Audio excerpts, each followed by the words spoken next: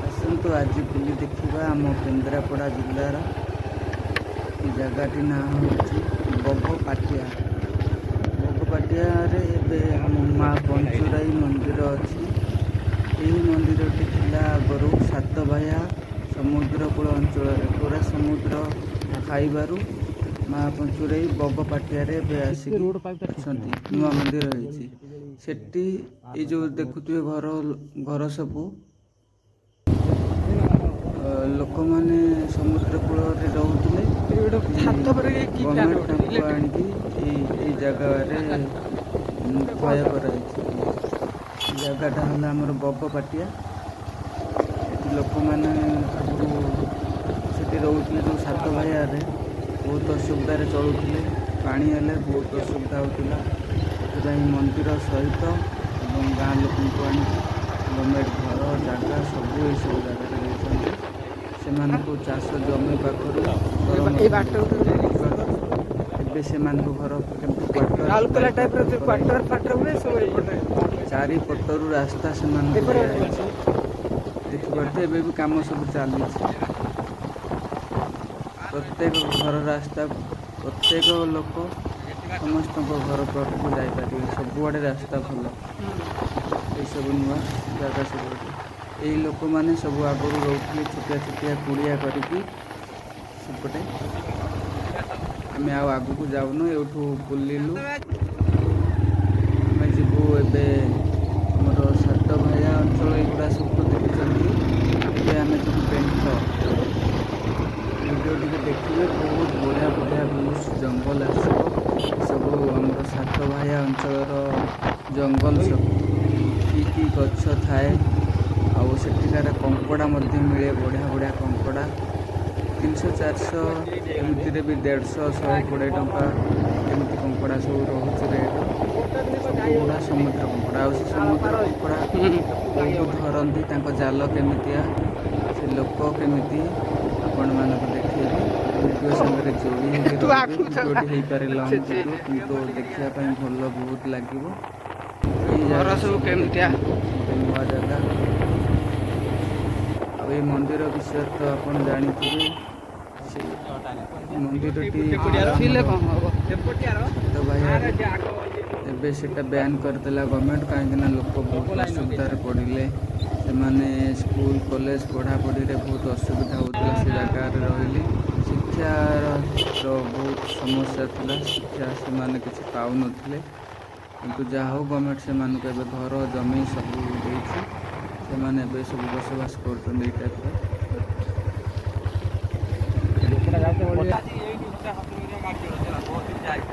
ଆମେ ଆସିକି ପହଞ୍ଚି ଯାଇଥିଲୁ। ଜାଗାଟା ମନେ ପଡ଼ୁନି। ଆପଣ ଭିଡ଼ିଓଟି ଦେଖନ୍ତୁ। ଏଇ ଏରିଆରେ ତ ମୁଁ ପୁରା ନୂଆ। ଏବେ ଦେଖିପାରୁଥିବେ ରାଜନଗର କେତେ ବାଟ ରହିଲା। ଆଉ 22 କିଲୋମିଟର ରାଜନଗର ରହିଲା। ପଟ୍ଟାମୁଣ୍ଡେଇ 42 କିଲୋମିଟର, କେନ୍ଦ୍ରାପଡ଼ା କେତେ କିଲୋମିଟର ଥିଲା ସେଠି। ଏଇଟା ହେଲା ଓକିଲପାଳ। ଆମେ ଏବେ ଚାଲିଲୁ ରାଜନଗର ଏରିଆ ଦେଇକି ଆମେ ଯିବୁ ଏବେ ପେଣ୍ଠ। ଆଉ ଜଙ୍ଗଲ ମଧ୍ୟ ଦେଖିବେ, ବହୁତ ସୁନ୍ଦର ସୁନ୍ଦର ଦୃଶ୍ୟ ପାଇବେନି। ଏତେ ବଡ଼ ଜଙ୍ଗଲ ଆମ କେନ୍ଦ୍ରାପଡ଼ା ଜିଲ୍ଲାରେ ଅଛି। ଭିଡ଼ିଓ ସାଙ୍ଗରେ ଏବେ କଣ୍ଟିନ୍ୟୁ ରୁହନ୍ତୁ, ଜାଣିବେ ଆମେ କଙ୍କଡ଼ା କେଉଁଠୁ କିଣିଲୁ। ସେ ମାଉସୀଙ୍କ ଘର ଦେଖିବା। ତାଙ୍କ ଘରକୁ ଯାଇଥିଲୁ ଯେଉଁଠି କଙ୍କଡ଼ା ମିଳେ। ରାସ୍ତାରେ ବସିଥିବେ, ଗାଈ ବାଛୁରୀ ତ ସବୁ ବସିଛନ୍ତି, ଶୋଇଛନ୍ତି, ବୁଲୁଛନ୍ତି।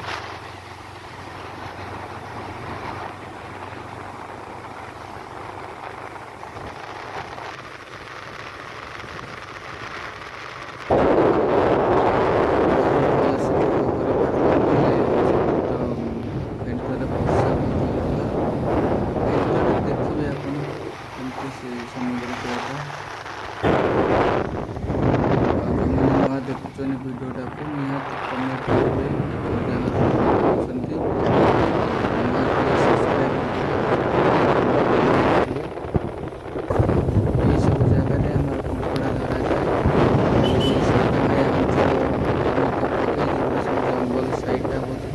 ଏଇଟା ସବୁ ଜଙ୍ଗଲ।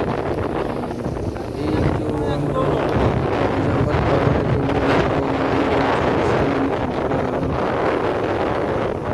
ଏଇଠି ବା ସବୁ କୁମ୍ଭୀର ବାହାର ପଡୁଥିବେ। ଏଇ ଯୋଉ କେନାଲ ଟିକେ ଟିକେ କରନ୍ତି ଏଗୁଡ଼ା ହଉଛି ସାତ ସେଇଥିରେ ଭାୟା ସେମାନେ ଜଙ୍ଗଲ। ଚଳନ୍ତି। ଏଗୁଡ଼ା ସାଇଡ଼ରେ ସବୁ ସାତ ଭାୟା ଦେଖିପାରୁଥିବେ ଜଙ୍ଗଲ ଏଠି କୁମ୍ଭୀର ମଧ୍ୟ ରୁହେ। ସେଥିରେ ମଧ୍ୟ ଲୋକମାନେ କଙ୍କଡ଼ା ଧରିକି ଜଙ୍ଗଲ ସେମାନେ ଗୁଡ଼ା ଯାଉଛି। ତାଙ୍କ ପରିବାର ପୋଷଣ କରନ୍ତି। ଆମେ ସାତ ମଧ୍ୟ ଭାୟା ମେନ୍ କଙ୍କଡ଼ା ଜାଗା କିଣିଥିଲୁ ଯୋଉଗୁଡ଼ା ତ ଆମେ ଆଉ ଛାଡ଼ି ଦେଇ ତାଙ୍କ ଆଇଲୁ, ଘରକୁ କିନ୍ତୁ ତାର ଯାଇକି ସେ ଆଖପାଖ ଜାଗା ଗୁଡ଼ା କଙ୍କଡ଼ାର ସବୁ ଏଇଟା ରେଟ୍ କେତେ କ'ଣ ଆଉ ଗଛ ଗୁଚ୍ଛ ସେ ଡବାରେ ମଧ୍ୟ ମୁଁ କିଣିକି ବିଭିନ୍ନ ଆଣିଥିଲି ପ୍ରକାରର ସେଇଟା ମଧ୍ୟ ଜଙ୍ଗଲର ଗଛ ଆପଣମାନେ ଏଗୁଡ଼ା। ଦେଖିବାକୁ ପାଇବେ। ସେ ଡବାରେ ଆଣିଥିଲି ସେ ଅଞ୍ଚଳ ଘରୁ କଙ୍କଡ଼ା ଆମେ ଆଣିଲୁ ସେ ଡବାରେ ସେ କଣ୍ଟାରେ ବି ଫୁଟାଇ ଦେଇଥିଲେ କି ସେ କଙ୍କଡ଼ାଟା ନିଶ୍ୱାସ ନେଇପାରିବ ମରିବନି ସେଇଟା ମଧ୍ୟ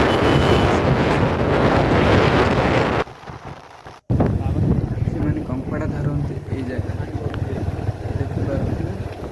କଙ୍କଡ଼ା ଗୁଡ଼ାକ ଏଇଠି ଧରନ୍ତି ଏଇ ସାଇଡ଼ରେ। ଦେଖନ୍ତୁ ଏଇଠି ଜାଲ ବସାନ୍ତି। ସେଇଟା କେଉଁ ସାତ ଟାଇପ୍ର ଭାୟା ଜାଲ ସେଇଟା ଜଙ୍ଗଲଟା ମଧ୍ୟ କୋଉ ଟାଇପ୍ର। ଦେଖିବାକୁ ପାଇବେ। ବହୁତ ବଢ଼ିଆ ଜଙ୍ଗଲ। ଏଇଠି ସବୁ କଙ୍କଡ଼ା ଏଠି ଆହୁରି ଅନ୍ୟ ଆଡ଼େ ଥିବ ସେମାନେ ଜାଲ ବସେଇଥାନ୍ତି। ଏବେ ଯିବା ତାଙ୍କ ଘର ସାତ ଆଡ଼େ। ଭାୟା ଜଙ୍ଗଲ ଏଗୁଡ଼ା ସବୁ ବର୍ଷା ହେଉଥିଲା ବଢ଼ିଆ ଆମେ ଲାଗୁଛି ଏଠି ଦେଖିବା ପାଇଁ ଜାଗା। ରହିଥିଲୁ। ରହିଲା ପରେ କଙ୍କଡ଼ା କଥା ପଚାରିଥିଲୁ। ଏ ଯେଉଁ ବେପାରୀ ଯାଉଛନ୍ତି ବର୍ଷା ସେମାନେ ହେଇଥିଲା, ମାଛ ଆମେ ଜାଆଁଳ କେବିନରେ ବିକୁଥିଲେ ରହିଥିଲୁ। ସେମାନେ ବି ଏଇଠି ରହିଥିଲେ। ଚାଲ ବର୍ଷା ଚାଲ ଛାଡ଼ିଲା ସେମାନେ ପଳେଇଲେ। ଆମେ ଚାଲ ପଚାରିଥିଲୁ କି ପଚାରିବା କଙ୍କଡ଼ା କିଲୋ ଏଇଠି କେତେ ଟଙ୍କା। ମିଳିବ କି ସିଏ କହିଥିଲେ ହଁ ଏଇଠି କଙ୍କଡ଼ା ମିଳୁଛି। ଆମେ ଏଇ ମାଉସୀଙ୍କୁ ପଚାରିଲୁ ମାଉସୀ କଙ୍କଡ଼ା ମିଳିବ କି ନାହିଁ। କିଲୋ କେତେ ଟଙ୍କା? କୁସ୍ତୁମ୍ବରା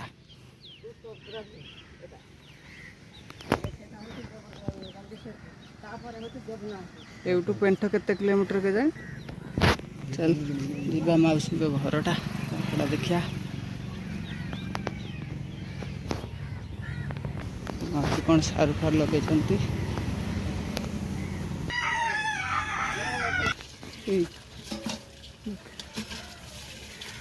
ଭାଇ କେତେ ଟଙ୍କା କ'ଣ ନେବ? କେତେ ଟଙ୍କା କ'ଣ ନେବ? 400 ଟଙ୍କା।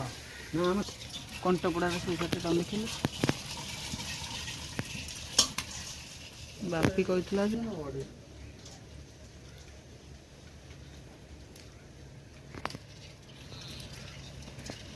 ଦେଖିପାରୁଥିବେ ଏଇସବୁ କଙ୍କଡ଼ା ଆଉ ସେ ଭାଇ ତାଙ୍କ ଘରେ ଯେଉଁ ରୋଷେଇ ଘରେ ସେ କଙ୍କଡ଼ା ସବୁ କାଢ଼ିକି ରଖୁଥିଲେ ଜାଲରୁ କାଢ଼ିକି କେମିତି ସୂତାରେ ବାନ୍ଧନ୍ତି।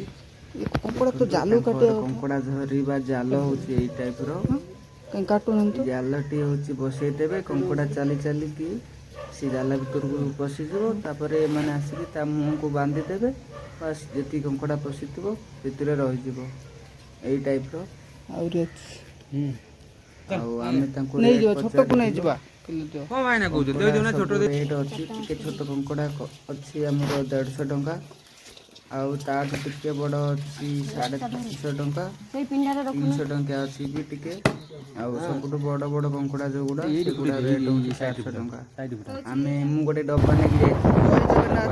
ମାଉସୀ ଜଣେ ଦେଖନ୍ତୁ ସାତ ଭାୟା ଅଞ୍ଚଳ ସାତ ଭାୟା ଜଙ୍ଗଲ ଯେଉଁଟା କୁହନ୍ତି। ହେଉଛି ଆମର ଆମେ ତ ଯାଉଛୁ ପେଣ୍ଠ ହେଲେ ସେଇପଟ ଏରିଆରେ ଯାଉଛୁ ସାତ ଭାୟା ଅଞ୍ଚଳ ଏଗୁଡ଼ା। ଯୋଉ ରିଫାଇନ ତେଲ ଯୋଉ ଆମର ତିଆରି ହଉଛି ଜଙ୍ଗଲ ତାରି ଦେଖିବାକୁ ଗଛ ରାତି ସବୁ ବୋଧେ ଏଗୁଡ଼ା ପାଇବନି। ଲଗା ମୁଁ ତ ହେଇଛି। ଅଳ୍ପ ସମୟର ଭିଡ଼ିଓ କରିଛି। କେତେ କେତେ ବଢ଼ିଆ ଦେଖାଯାଉଛି। ଯେତେ ସାତ ଗାଡ଼ି ଭାୟା ଚଲେଇଲେ ଦେଖିବେ ପୁରା ସେଇ ଜଙ୍ଗଲ। ଏଇ ଟାଇପ୍ର ଜଙ୍ଗଲ ହିଁ ଦେଖିବେ। ଆମେ ଯାଉଛୁ ଏଇ ରାସ୍ତାରେ। ଆଉ ଏଠି ରାସ୍ତାରେ ଗାଡ଼ି ଏଠି ଖରା ବର୍ଷା ହେଲେ କି ବାଘ ବର୍ଷା ହେଲା ଆଇଲେ କେହି ରହିବା ପାଇଁ ସାହାଯ୍ୟ ବି ଜାଗା ନାହିଁ। କରିପାରିବେନି। ରହିବା ପାଇଁ ଘର ଦ୍ୱାର କିଛି ନାହିଁ। ଭିଡ଼ିଓ ଟିକୁ ଆରମ୍ଭରୁ ଶେଷ ଯାଏଁ ଦେଖିବେ ଜମା ବି ସ୍କିପ୍ କରିବେନି। ରହିଲି କେବଳ ପାଇବେ ଜୟ ଏଇଭଳି ଜଙ୍ଗଲ। ଜଗନ୍ନାଥ। ହାପି ରଥଯାତ୍ରା।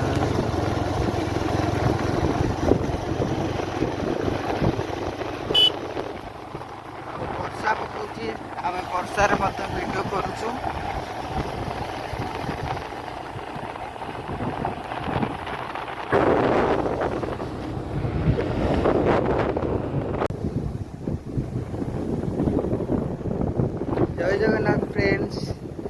देखंतु ये जगहटा है आमर पेंठ केन्द्रापड़ा जिलार केते भयंकर समुद्र अच्छी आम केन्द्रापड़ा जिले में आपण मैंने देखंतु केन्द्रापड़ा रे आपण मैंने देखियो पाइबे बहुत बहुत बढ़िया बढ़िया व्यूज समुद्र पूरा गर्जुची केमती शुणी पार्थिबे साउंड आखि पाऊ नहीं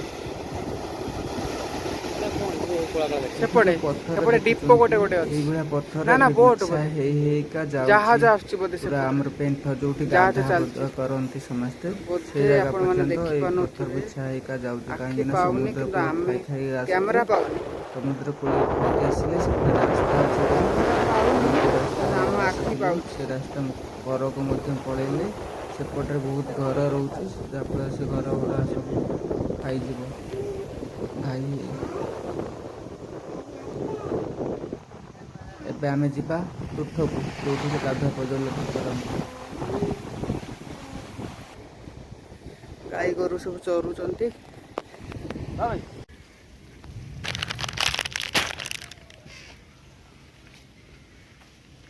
सेटा काटी आ गुटे ब्लॉग बनउनु से गोटी के बनउथु बोला कहीं गोटे गोटे अल्लाह गोटे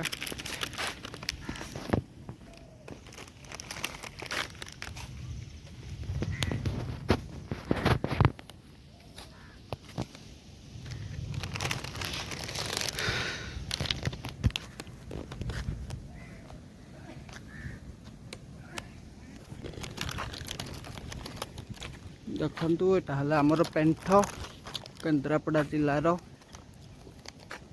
समुद्र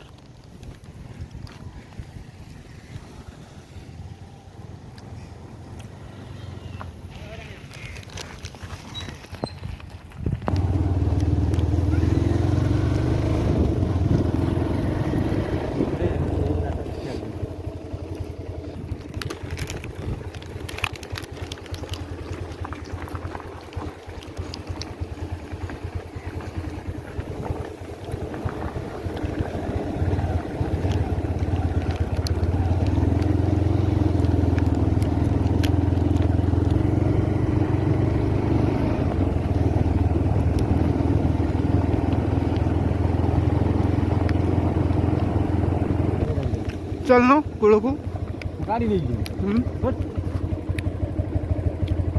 आम पहुँची गलु आसिकी गाड़ी ये रखीदेलु तापर आम चलु देखिया समुद्र कूल पाखरे स्टार्ट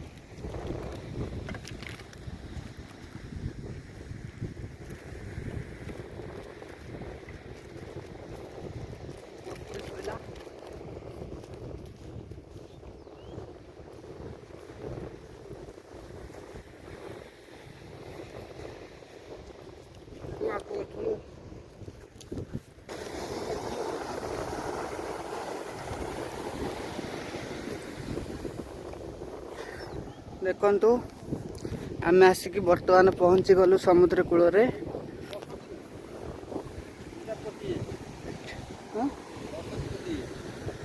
एठी लोक माने बसंती